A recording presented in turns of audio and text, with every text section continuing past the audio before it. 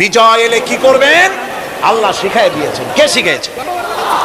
আল্লাহ রাব্বুল আলামিন বলেন, ইযা জাআ নাসরুল্লাহি ওয়াল ফাত ওয়ারাআইতান নাসা ইয়াদখুলুনা ফি দীনিল্লাহি আফওয়াজা ফাসাব্বিহ বিহামদি রাব্বিকা ওয়াস্তাগফির ইন্নাহু কানা তাওয়াবা।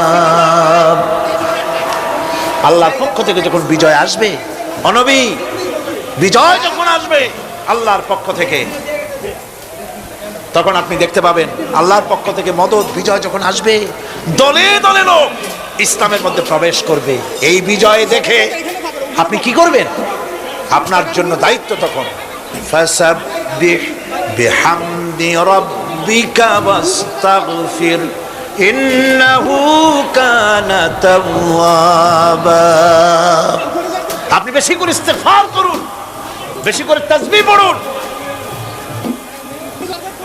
রাসূল করিম সাল্লাল্লাহু আলাইহি ওয়াসাল্লাম এই সূরা নাযিল হওয়ার পর, ইসলামের চূড়ান্ত বিজয়ের মুহূর্তে এই সূরা যখন নাযিল হলো, রাসূল করিম সাল্লাল্লাহু আলাইহি ওয়াসাল্লাম হাদিস শরীফে এসেছে সারাক্ষণ বেশিরভাগ পড়তেন সুবহানাকা আল্লাহুম্মা ওয়া বিহামদিকা নাস্তাগফিরুকা ওয়া নাতুবু ইলাইক।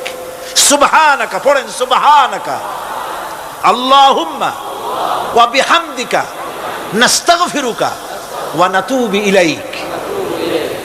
রাসূল করিম সাল্লাল্লাহু আলাইহি ওয়াসাল্লামকে হযরত আয়েশা সিদ্দিকা রাদিয়াল্লাহু তাআলা আনহা জিজ্ঞেস করেছেন, হুজুর আপনি এখন এই দোয়াটা এত বেশি বেশি করতেছেন কেন?